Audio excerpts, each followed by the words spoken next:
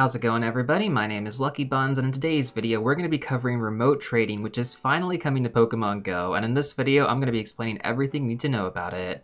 Okay, so to start things off, we're going to be getting a new friendship level in game called Forever Friends. This is going to require 90 more days of friendship interaction after hitting Best Friends, and for those unfamiliar, in order to actually reach Best Friends, you need 90 days of friendship interaction. So that means in total, you're going to need 180 days of friendship interaction to reach Forever Friends with a brand new friend, which is half a year, and that's if you are consistently doing this every single day. Now, when it comes down to earning friendship points, for those who are unfamiliar, you can get this by battling together, trading Pokemon, or by sending or opening gifts every single day, and you can earn additional friendship points by completing the new weekly challenges together with friends as well. From this new system, you can get up to 7 additional hearts every single week with those respective friends who are going to be in your party. Now, personally speaking, I try to be as good as possible about opening and sending gifts with the people that I'm active with locally, but now with the new Forever Friends system, I mean, because we can remote trade with people anywhere in the world, you ideally want to pick the people who are going to interact with you the most consistently. That way you can actually make it to this new friendship level as soon as possible. Now, once you do make it to Forever Friends after those 180 days of friendship interaction,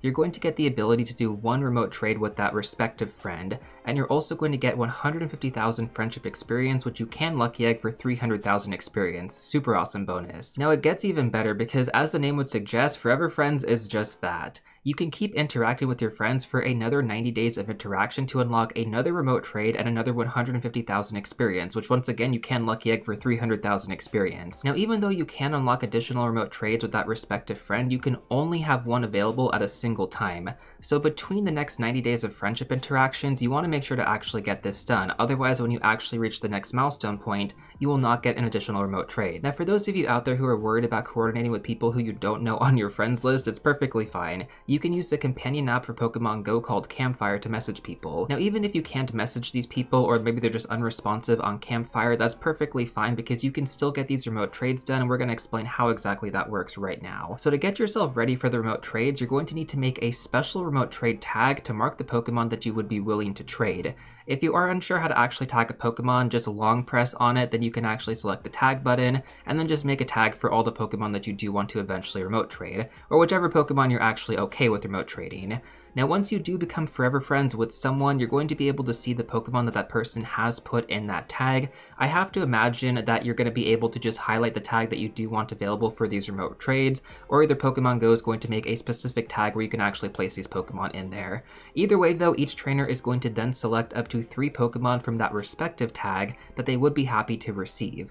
These wish lists are then sent to each trainer, and then each trainer can select one of the requested Pokemon. If you've already coordinated ahead of time on Campfire or like any other messaging app, you already know which Pokemon you're most likely going to be trading. But even if you can't actually coordinate on a messaging app, both trainers will have the option to review the final offerings that they have selected, and you can always confirm or cancel at any point during this process. Throughout this process, there are going to be multiple points where you can decline the request and start the process over, so if at any point you feel like the trade is unbalanced or you're not happy with it, you can always cancel and start again. So when it comes down to it, it's actually really cool that you don't have to technically coordinate through Campfire like any other messaging apps. You can do this entirely through the system with how it's set up. So for anybody out there who just doesn't want to have to go through that process, you can do it this way too. It's probably just going to take you a bit longer. But at the end of the day, the trades should be fair, and we'll have some more videos going over the best Pokemon 2 trade. I've already made a few videos going over the best Pokemon 2 lucky trade, how to manage and organize your friends list, so I'm going to leave those linked down below. You guys can definitely check them out. I guarantee you will find them helpful. Now, what's actually very surprising is that the trade limits are quite flexible for the remote trading feature. So these are the only things that you can't do.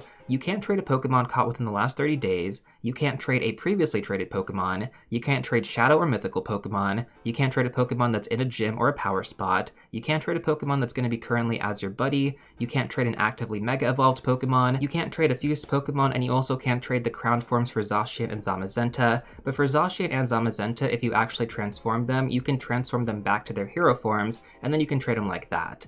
And then finally, you can't trade Pokemon placed at Pokemon Playgrounds, which I'm not really sure what that's supposed to be. I guess that's probably a new feature coming to Pokemon Go soon. Now, when it comes down to the Lucky Friend feature in-game, this is going to work separately from remote trades, but that also means it can be combined together. So if you are lucky friends with someone and then you unlock the remote trade with your friend, your next trade is going to be a guaranteed lucky. This means that the IV floor is going to be 12, 12, 12, and you'll have a 1 out of 64 chance of getting a hundo or a shundo through this trade. So for anybody who's made it past level 70 in Pokemon Go, once you actually make it past this level, you get an increased chance of getting lucky friends. So if you haven't actually gotten the experience required for this level up, I would definitely be grinding that out moving forward. Now finally, to go alongside the update, the friends list is also going to be increased from 450 to 650 over the next few weeks in Pokemon Go, which means you're going to have a lot of friend space available going forward. Now I do understand that can be a lot to manage, but I actually put together a great video last year going over how to organize and manage your friends list in game, so if you do want some helpful tips and tricks to be more efficient about getting your friendship interactions done, then I recommend watching this video next.